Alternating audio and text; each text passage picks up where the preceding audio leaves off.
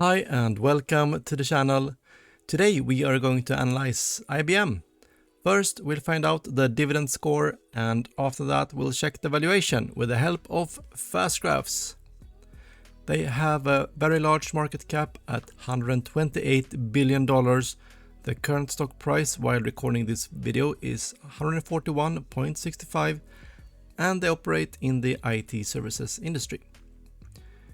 During the last 10 years, the S&P 500, which is the blue line, has totally crushed IBM, and this is with dividends reinvested. So if you invested $10,000 10 years ago, you would have about the same if you invested it in IBM, about tripled your money with the S&P 500. Now, some financial data. The sales growth the past 5 years is actually negative, minus 6.4%, so that's not good, that's an X. Same goes for the EPS, it's actually also negative, even more, 16.2%, definitely an X. But analysts expect a bright future for IBM, at least compared to their past. The next 5 years they estimate 9.2%. The return of capital isn't great though, 9.47, that's an X. And the debt compared to the free cash flow they are generating is a bit high at 7.5 years. Now some yield data. The dividend yield though is very strong, especially for a tech company, 4.66%. They are not buying back that many shares though, and the payout ratio is actually extremely high, 74%, so they don't have room to increase that dividend that much, and most of their earnings actually goes to the dividend, not R&D.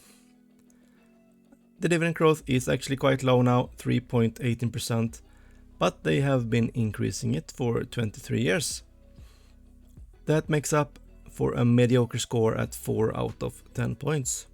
Let's check the valuation. We are now in fast graphs, and the period is set to 18 years. I usually do this for all companies to have 15 data points in the history and 3 in the future. And we also get to see how they fared in the financial crisis 2008-2009. And yeah, IBM was quite impressive in the 2000s. Then not so much after 2014. Who could expect the earnings just to drop.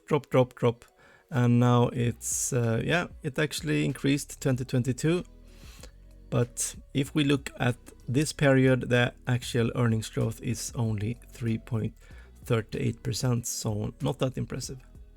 The S&P credit rating is A-, so that's good at least, but we can see that the white line, which is the dividend, is closing in towards the earnings, so not much room to increase the dividend. If we also plot the normal PE, which is 12.81, and the current price, we can see that it's about fairly valued. And if we project out to late 2024, analysts would expect an annual return of 0.5%, so that's not great. Analyst scorecard, that quite many analysts covering IBM, between about 25, and we can see that they never beat on their earnings. Wow, they hit it 50% and actually miss 50%, so they keep disappointing year after year after year.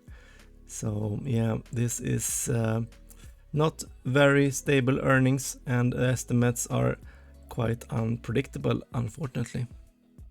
Please like and subscribe, and also watch one of my latest videos where I go through my dividend portfolio and the dividends received. See you soon!